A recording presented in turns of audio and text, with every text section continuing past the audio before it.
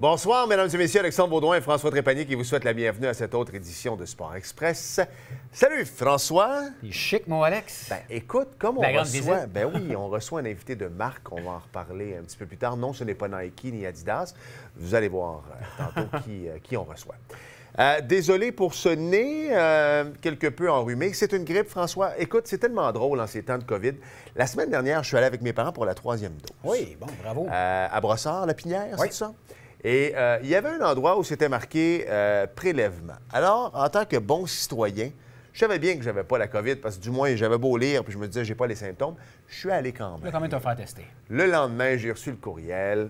C'est négatif. Mais, en temps de COVID, allez dans une pharmacie près de chez vous, acheter des Tylenol, rhume et sinus, acheter des pastilles, ça vaut 100$. Je te dis, les gens te regardent et te scrutent à la loupe. C'était Ça se recule à la merveilleux. caisse. Oui, oui, exactement. Mais ceci dit, je le savais, j'avais pas mal à la tête, j'avais pas rien. Mais c'est juste que tout s'en va dans... Citoyen responsable, Tout on aime ça. Exactement. Citoyen responsable. Ouais. En parlant de citoyen responsable, il y en a un qui n'a pas peur de donner son opinion depuis plusieurs années. Un peu comme Christian Boudria. Non, mais je lève mon chapeau à Christian parce qu'il s'implique, Ouais. il se promène, il fait connaître des commerçants Tout à et fait. tout ça.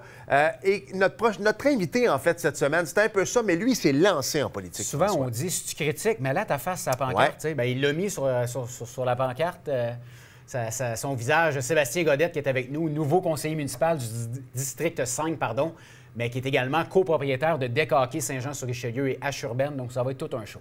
Voilà. Non, mais il s'exprime tellement Ah oui. bien à part de ça. Bienvenue à Sport Express.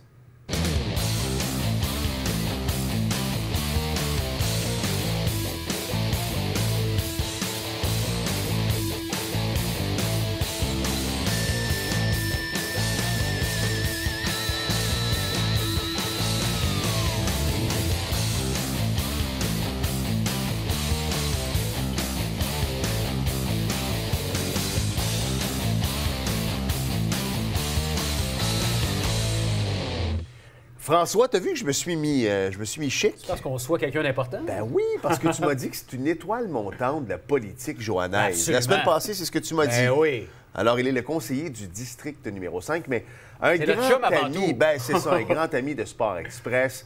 Tu sais que je suis en grande partie plus sur les réseaux sociaux à cause de lui. Il critiquait tout le temps mon habillement.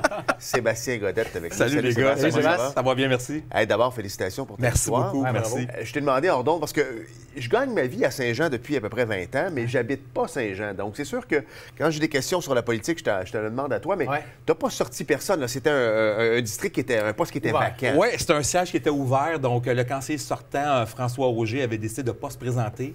Et puis moi, j'ai décidé, dans le fond, là, de faire la grande aventure avec Mme Bouchard, puis j'ai décidé de me présenter dans son équipe pour l'élection. Ouais. Mais je sais que c'est une question, mais moi, je sais que tu es un gars qui, un peu à la Tigidou, tu sais, comme Christian, tu sais, qui, je sais que, pas que tu cries, mais Volubile. t'es volubile, tu faisais valoir ton point. Ouais. Puis ce que j'aime de Sébastien, c'est que tu t'es présenté en élection. Bravo de l'avoir fait. Exactement ça. Moi, j'ai toujours dit qu'il faut qu'on fasse ce qu'on dit. Et moi, j'avais dit aux gens, faites-moi confiance, élisez-moi, puis vous allez voir des résultats. Puis c'est ça que vous allez voir pendant les 4 prochaines années. Je vais faire ce que j'ai dit. Donc, puis en espérant que les gens me soutiennent là-dedans. Mais déjà, avec les résultats qu'on a eus, avec le support de la population présentement, je pense qu'on va avoir un beau 4 ans. On va parler de Deck Hockey Saint-Jean-sur-Richelieu, de H-Urbaine, qui est ton commerce, Oui, un de tes ben oui. gagne-pains. Tu es un homme d'affaires aussi. Tout à mais fait. Avant de rentrer là-dedans, une campagne électorale, c'est du sport, hein? On est dans le Sport Express, là. C'est énormément de sport, c'est énormément de temps, d'énergie. De marche. De marche. Je tiens à remercier aussi mon collègue, le copropriétaire de Deck Hockey Ouais. Saint-Jean puis de H-Urbaine, Simon Degg, parce que j'ai pas été très présent dans les derniers mois au commerce, mais il a été là, il a gardé le fort avec Catherine Toutan, donc ça a été... on a fait un beau travail d'équipe pour ça aussi. là. On les salue. Ouais. Le fait qu'il y ait eu une campagne fédérale juste avant, est-ce que ça vous a pas mis des bâtons dans les roues, mais de te présenter encore plus? Est-ce que les gens mélangeaient un petit peu? Les gens nous mélangeaient. Il y avait la guerre des pancartes. Parce que je ne sais pas si vous vous rappelez, mais au début, il y avait les pancartes du fédéral, les pancartes du provincial. Juste ça, installer nos pancartes, pas se les faire voler, bien les placer. Ça aussi, c'était du sport. Donc, on avait des bénévoles pour m'aider, mais moi, écoutez, là, tous les soirs, j'allais faire ma marche. pour être sûr que mes pancartes étaient toujours là. Donc, là, écoutez, c'est vraiment une aventure extraordinaire. Pour quelqu'un qui veut faire de la politique, le municipal, là, c'est une école formidable. Ben, ça commence là. Quand tu as une plainte sur le déneigement, ça va C'est le commencer. comité là. déneigement, en plus. Tout à fait. Oh my Première God, réunion tu vas avoir hier. mal à la tête. Première réunion hier, fait que ça a très bien été. Écoute, moi, je peux me permettre de parler un peu. Je l'ai dit tantôt, je ne paye pas mes taxes à Saint-Jean, mais par contre, je travaille à Saint-Jean-sur-Richelieu. Je suis un gars de sport, je me promène dans les arénas, je suis un gars de balle, je suis un gars... Parce que je sais que c'est pas tous tes districts, là, on s'entend là-dessus, mais je sais que le stade de balle ici commence... C'est le tien. Bon, c'est ton district, pas loin d'ici. On peut y aller à pied. Tout à fait. Je sais qu'il commence à être désuet un peu. Tu sais, là, une trentaine d'années, Saint-Jean, c'était le nec plus ultra parce que le Colisée Isabelle Brasseur, c'était tout beau, c'était nouveau. Absolument. Le stade, même chose. Il commence à avoir des petits complexes ici et là, mais je trouve qu'à part le stade Desjardins, là, au foot, qui lui est A1, Qui est chez vous aussi. Exactement, dans mon district. je trouve que le reste commence tranquillement à s'en aller, pas sur le bord, mais ça commence à être désuet un peu. Qu'est-ce que tu penses, qu'est-ce que tu peux dire à la population, Seb, pour les prochaines années, surtout pour le terrain de balle, parce que je sais qu'en coulisses, là, ça joue du bras pas mal. Puis là, on entend peut-être des rumeurs de déménagement des pirates. aussi, Si on j'aime veut pas ça, on veut pas qu'ils s'en entendre aillent, ça, on aime ouais. pas ça. C'est ça. Dans la campagne électorale, ça a fait partie de notre plateforme. Les infrastructures sportives, c'est majeur à Saint-Jean. On sait qu'on est en retard d'à peu près toutes les villes comparables au Québec. Et Mme Bouchard a été très claire que c'était une de ses priorités. Il faut dire aussi que c'était une priorité de l'équipe qui était là avant. Ouais. Donc, on n'arrive pas, nous, avec, comme on dirait, rien.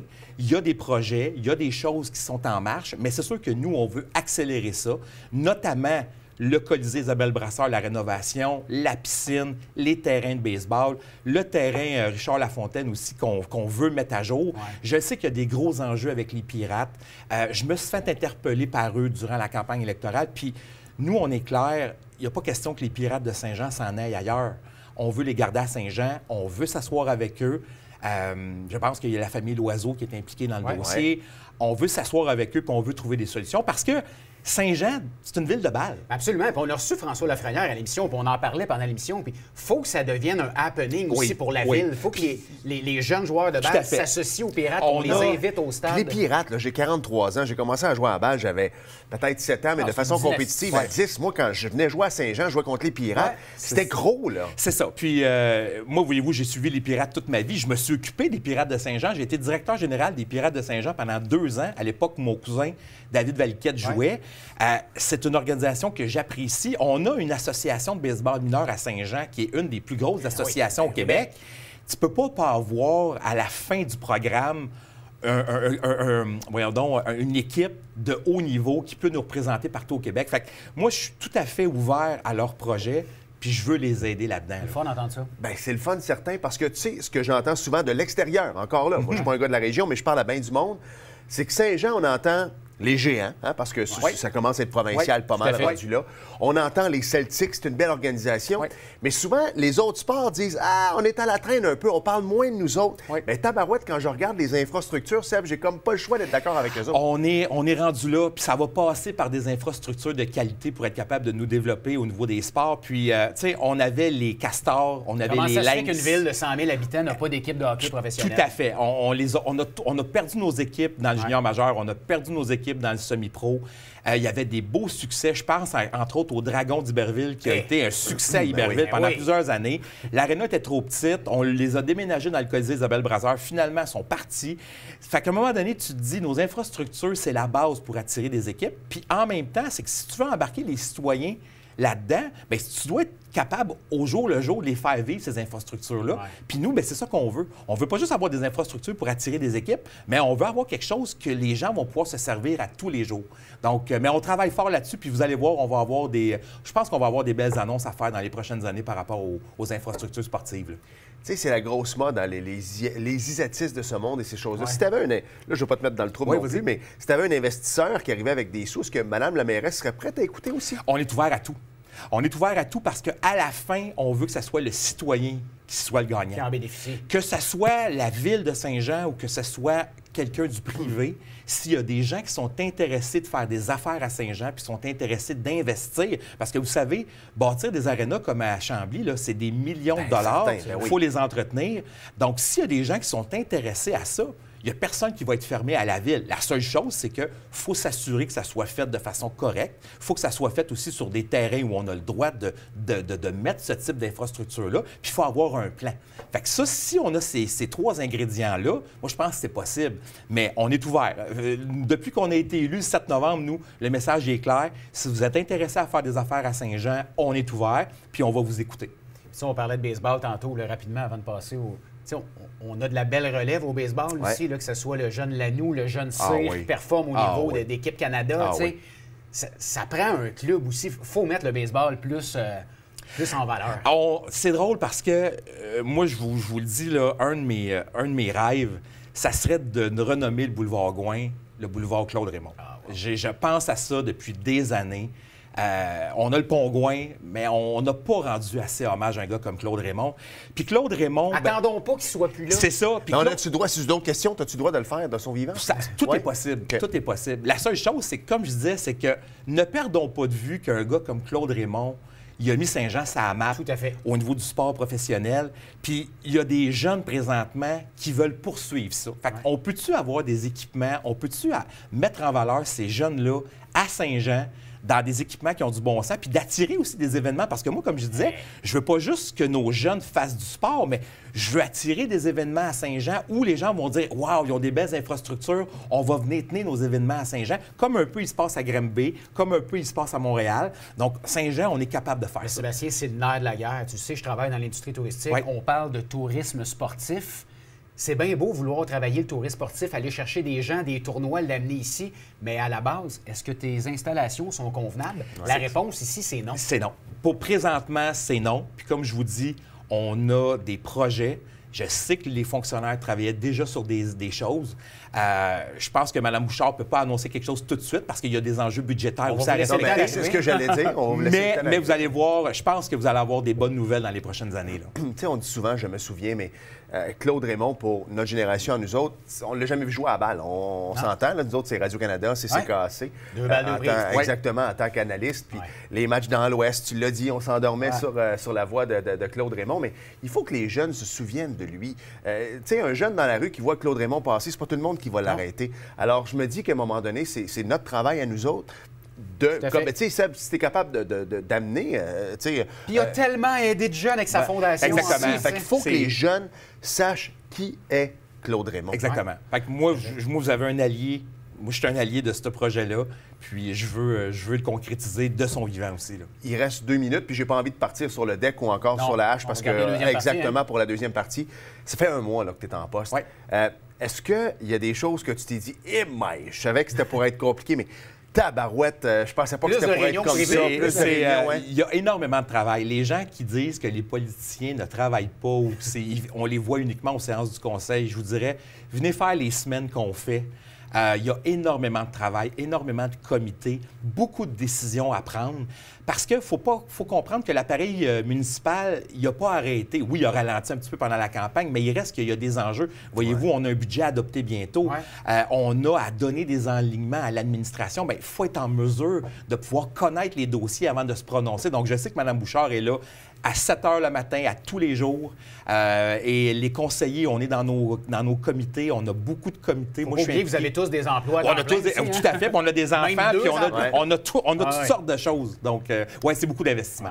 Et en terminant, qu'est-ce que tu dis aux gens comme moi, de l'extérieur, qui se disent, c'est cool, ça a été un balayage, des gars comme toi. Tu sais, on se connaît, puis je sais que tu vas mettre ton cœur, ton âme là-dedans. Mais en même temps, moi, je regarde ça, puis je dis, il n'y a pas d'opposition. Qu'est-ce que tu dis aux gens qui se disent, ils vont pouvoir faire ce qu'ils veulent? On va parler par nos gestes. On a débuté avec un changement de climat au niveau des relations entre les fonctionnaires et le conseil. On est déjà en train de travailler sur plusieurs projets.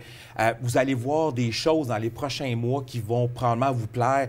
On s'est fait élire, oui, par un balayage. Le message a été très clair. Le message était clair, mais en même temps, Mme Bouchard l'a toujours dit, on travaille pour tous les citoyens de la Ville de Saint-Jean. Peu importe son allégeance, s'ils ont des enjeux dans leur quartier, s'ils ont des besoins particuliers, c'est pas de savoir pour qui tu as voté, mais qu'est-ce qu'on peut faire pour t'aider, puis c'est ça qu'on va faire. Wow! Il est assez bon, lui? Il est bon. Attends qu'on parle de deck et de hache. Une chance que Mme la mairesse est bien en poste parce qu'elle l'écoutait parler, elle ferait comme moi. Il ne faudrait pas que je fasse un mauvais pas parce que quelqu'un me remplace. On s'arrête et au retour, je veux qu'on parle de Décaquer Saint-Jean parce que c'est tellement une belle entreprise. H également. Les entreprises qui vont là pour. Je pense, d'abord, il doit y avoir quelques parties de Noël qui se font là. C'est la nouvelle mode cette année d'aller dans des jeux comme ça pour les parties de Noël. Donc, on s'arrête et au retour, on poursuit avec Sébastien Godette. Bougez pas.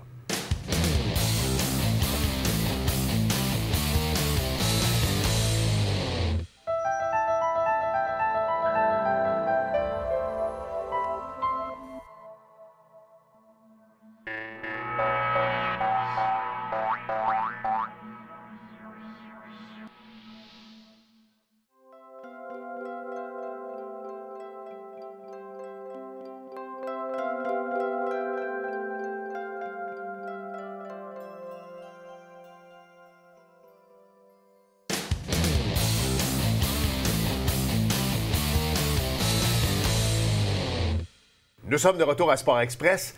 François, on était censé parler de Décaquer en première partie, mais c'était tellement intéressant avec conseiller numéro 5, on va l'appeler comme ça, Sébastien Godette. Mais là, on va en parler de Décaquer Saint-Jean et également de H. En fait, ton entreprise H Urbaine ici à Saint-Jean-sur-Richelieu. D'abord avec H Urbaine, parce que j'en ai parlé à la fin du premier bloc. Je pense que c'est la nouvelle tendance. Il n'y a pas de gros party de bureau cette année. Alors, c'est moi où les gens vont, les entreprises du moins, vont aller vers votre genre de jeu. On est très populaire. Je vous dirais que c'est beaucoup d'entreprises qui ont décidé de réserver chez nous cette année. On a été fermés pendant pratiquement 1 an et demi. Puis c'était nouveau dans la région. Le lancer de la hache, ça n'existait pas. Justement, c'est quoi, là, pour les gens qui regardent l'émission? Dans le fond, tout à fait. Dans le fond, c'est le lancer de la hache sur une cible. Donc, ça ressemble un peu au dard, mais au lieu de lancer des dards, vous lancez des haches. Donc, c'est pas le même impact, mais en même temps, c'est un résultat qui se ressemble. Donc, c'est un système de cible avec un pointage. Puis aussi, on a toutes sortes de haches que vous pouvez venir essayer. Des haches qui sont un petit peu plus artistiques. Mais chaîne ça. Tout ce qui coupe peut se lancer parce que c'est des planches de bois. Donc, nous, c'est ça. On a développé ce concept-là à Saint-Jean. C'est un concept qui venait des États-Unis puis de l'Ontario. Donc, on l'a amené à Saint-Jean. Il y avait un commerce qui était ouvert à Montréal, mais on l'a vraiment implanté chez nous. Donc, ça a très bien parti. On avait beaucoup de clients. La COVID nous a fait fermer. Et puis là, on a réouvert, dans le fond, à la fin de l'été. Puis là, ça reprend tranquillement. Et là, avec la période des fêtes, écoutez, là, on a beaucoup de demandes de réservation. Fait que ça, c'est excellent pour nous autres. Mais ce qui est bon, je pense qu'il y avait différents centres un peu partout sur la Rive-Sud qui ont, malheureusement pour eux, qui ont fermé leurs portes. Donc, vous avez le marché ça nous a aidé. Le marché de la hache. C'est ça. Le malheur des uns fait le bonheur des autres. Écoute, il y a 2 lettres très importantes. C'est le marché de la hache et non pas du hache. Exactement. Voilà, très important. Tout à fait. C'est pas le même effet non plus quand tu lances. C'est pas aussi payant non plus. Non, ça, je le confirme. Mais l'idée, c'est ça, c'est que Granby avait un centre, ça a fermé malheureusement, Greenfield Park aussi. Donc, sur la Rive-Sud de Montréal, on est les seuls qui offrent ce produit-là. Et je pense que les gens l'ont remarqué et l'ont vu. On est plus présent aussi sur les réseaux sociaux. On a maintenant notre voiture de lancer de hache qui circule dans la ville. Catherine Toutan, notre coordonnatrice, on a fait lettrer l'auto.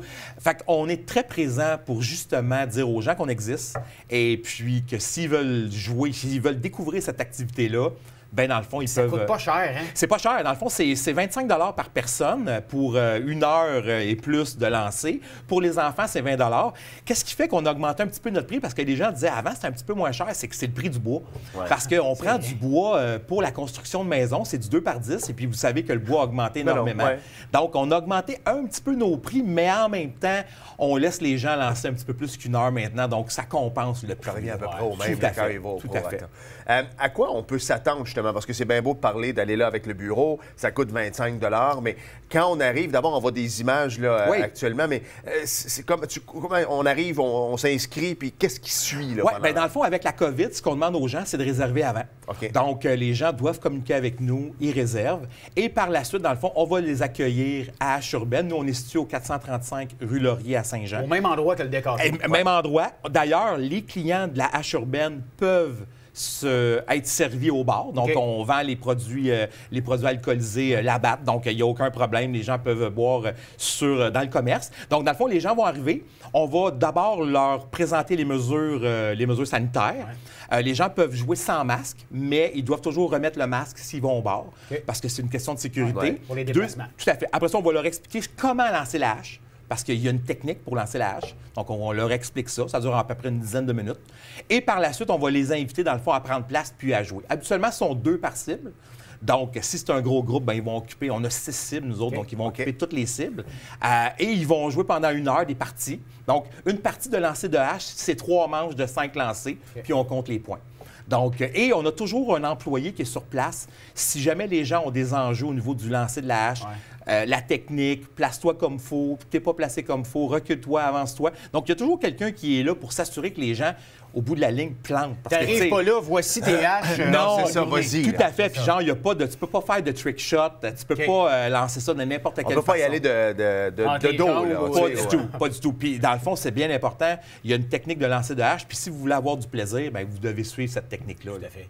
Je veux qu'on parle de deck hockey, un peu aussi Saint-Jean-sur-Richelieu, qui est au même endroit, qui est un des commerces. C'est le temps des inscriptions. 2022 arrive. Exactement. Je sais que vous êtes beaucoup spécialisé dans les juniors. Moi, mon garçon a joué quand il était plus petit.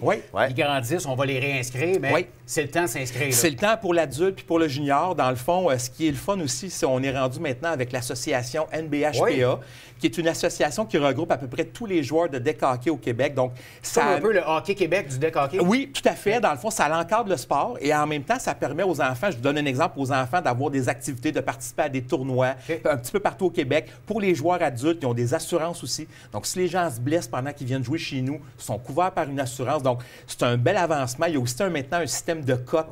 Donc, les joueurs qui sont plus forts ne jouent pas nécessairement avec des joueurs moins forts. Donc, ça fait des plus belles ligues, des plus belles parties. On est encore en inscription pour l'hiver. On a eu une baisse d'achalandage avec la COVID, là, on s'en cachera pas. Mais les gens sont de retour, donc on s'attend d'avoir encore autour de entre 60 et 70 équipes cet hiver. Puis au niveau du junior, on vise à peu près 150 juniors. Puis on a toujours des disponibilités si jamais vous avez le goût de faire un tournoi, faire un événement, faire des réservations, venez pratiquer. Vous êtes quelqu'un du hockey mineur, vous avez le goût de pratiquer sur un autre endroit que de la glace. Bien, nous autres, pour les mains, c'est très bon. Hein, tout à fait.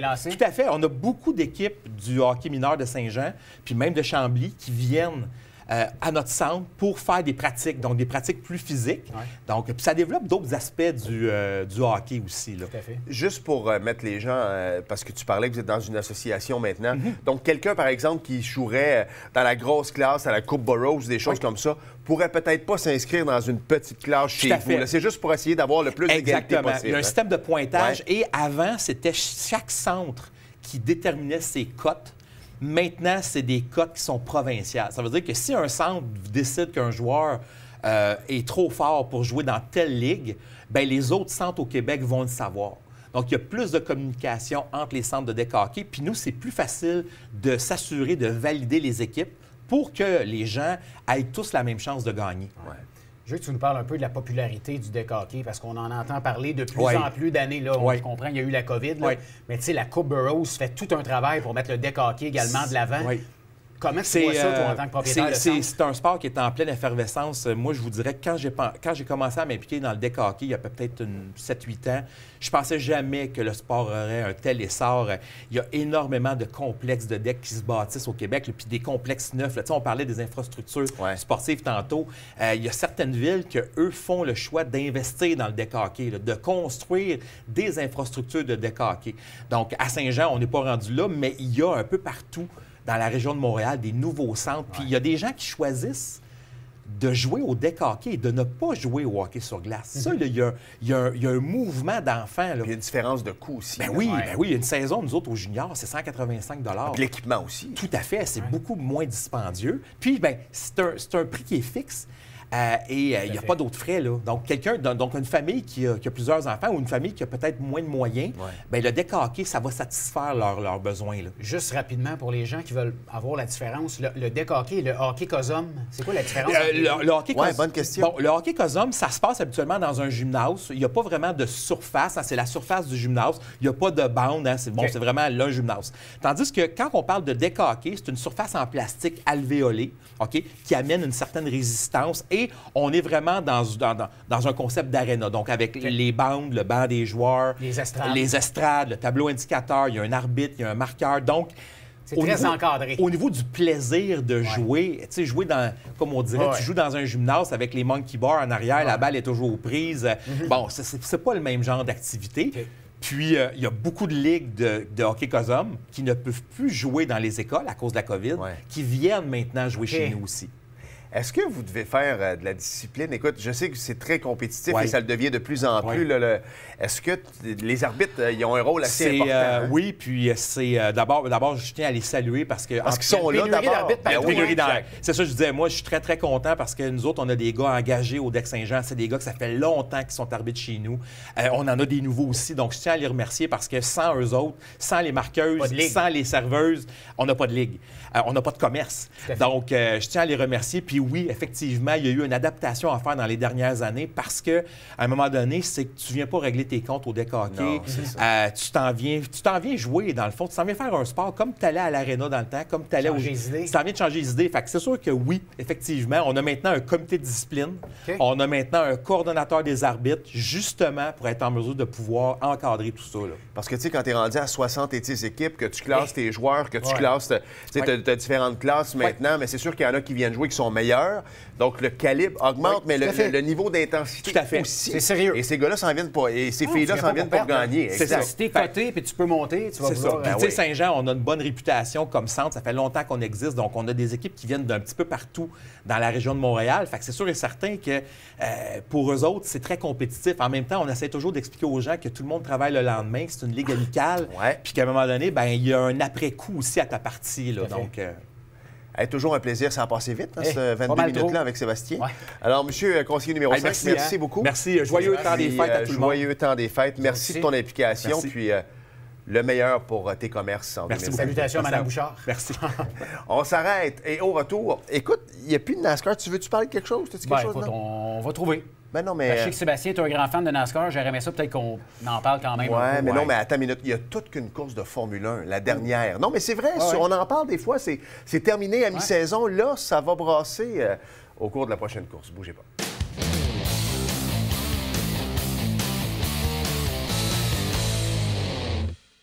Nous sommes de retour à Sport Express. Et Alex, tu veux nous parler de Formule 1? Non, c'est juste parce que c'est le dernier Grand Prix. Puis souvent, rendu à mi-saison, Lewis Hamilton, en tout cas durant les dernières années, c'était pas mal terminé. Là, Verstappen avait pris la pole, ça allait bien pour lui. Et depuis 3-4 Grands Prix, Mercedes est revenu. Alors, en fin de semaine, le 12 décembre, sur le circuit Yas Marina d'Abu Dhabi, mon cher. Il y a beaucoup d'argent. Belle place.